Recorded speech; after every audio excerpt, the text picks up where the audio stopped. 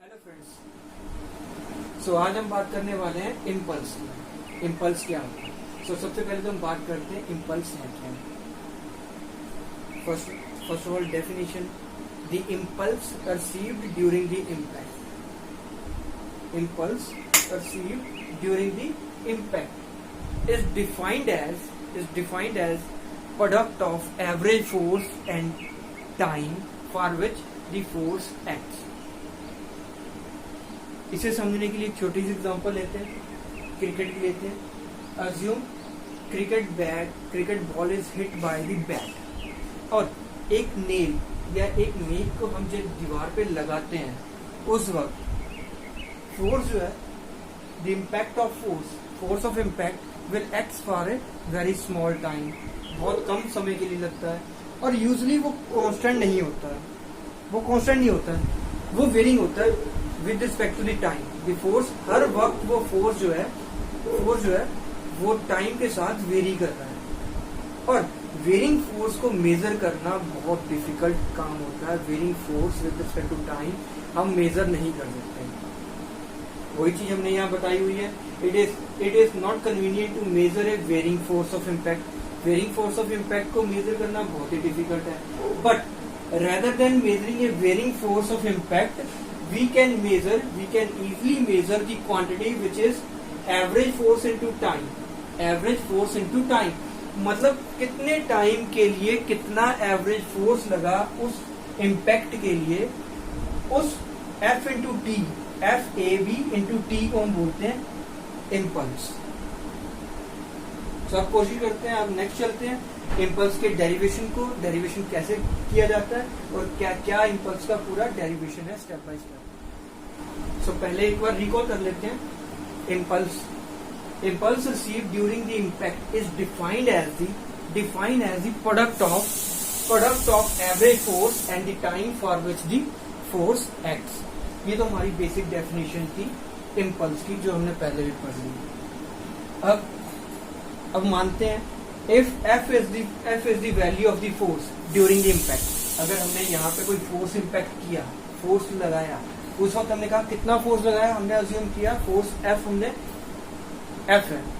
उस वक्त उस ऑब्जेक्ट में, कोई भी ऑब्जेक्ट, उसमें मोमेंटम कितना चेंज हुआ, वो चेंज हुआ P1, PF and PI, means final momentum and initial momentum. Example ले लेते हैं, अगर कोई, मैं सिंपल से इसकी एग्जांपल ले लेता हूँ। अगर ये पोजीशन यहाँ पे है और मैंने फोर्स ऑफ इम्पैक्ट लगाया, at the time initial position से फाइनल पोजीशन चेंज हुई अगर, तो at the time there is change in momentum. हमने मोमेंटम को डिफाइन करते हैं P से, तो हमने इनिशियल और फाइनल को डिफाइन करने के लिए बोल दिया PF एंड दी PI।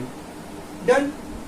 उस वक्त according to the second law of the motion, second law of motion हम डिफाइन करते हैं F equals to dP upon dt, dP upon dP।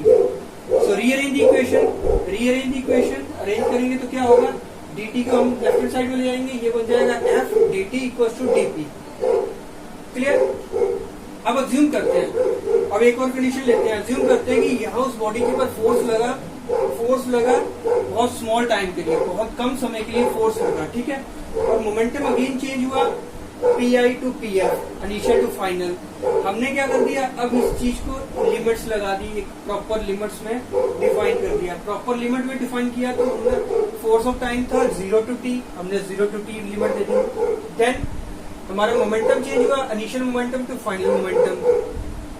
Left hand side is same, we have written 0 to T integral F dt equals to the PF minus PI। अगर इस equation को देखोगे तो हमने right hand side में कोई change नहीं दिया, लेकिन राइट हैंड साइड जो है वो हमने सॉल्व कर दी PF minus PI integral solve करके, जो आता है बेसिक लॉज एंड इंटीग्रेशन के, वो आपके रूल्स हैं जो आपको सब पता है, ठीक है। क्या रीजन है, हमने इसे सॉल्व क्यों नहीं किया? रीजन ये है कि this force is not a constant. अगर ये कांस्टेंट होता तो ये तो इंटीग्रेशन से बाहर आ जाता है, लेकिन ये कांस्टेंट नहीं है, that is varying with the time, जो हमने ऑलरेडी डेफिनेशन में पढ़ लिया है कि force is not a constant, it is varying with time. So हम इसे बाहर नहीं ले सकते तो हम इस इंटीग्रल को सॉल्व भी नहीं कर सकते। सॉल्व नहीं कर सकते तो ज्यूम कर लेते हैं that is equal to the impulse I limit 0 to t f dt equal to P F minus P I, momentum final minus initial.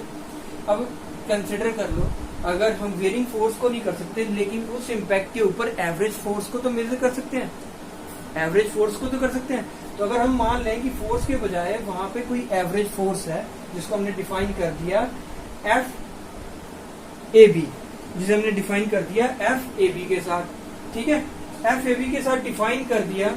सो आपकी अब इक्वेशन क्या बन जाएगी, I equal to the limit 0 to t F A B D T, ठीक है। अब average force, किसी भी चीज का एवरेज करते हो तो वो कौन सेम हो जाती है, कांस्टेंट वैल्यू बन जाती है। कॉमन एग्जांपल, अगर 10 स्टूडेंट है, 10 स्टूडेंट के मार्क्स हैं, उनका एवरेज करोगे तो that gives you one single value, remain constant. So same thing is here, average force. अब एवरेज फोर्स कांस्टेंट हो गया तो इसको इंटीग्रेशन से बाहर ले सकते हैं, इंटीग्रेशन से बाहर ले लिया, 0 to t की लिमिट को सॉल्व किया, t माइनस 0 t आ गया। So it come out to be F A B T which is equal to the P F minus P I. This is nothing but this is the expression और derivation for the impulse, जिसको हमने already define किया हुआ है। Impulse receive during the impact is defined as product of average force, product of average force and time for which force acts, जिसे हम बोलते हैं इम्पल्स। उम्मीद करता हूं डेरिवेशन आपको समझ आ गया हो। अगर समझ आ गया हो तो please hit on the like button and subscribe. Thank you very much. Have a nice day.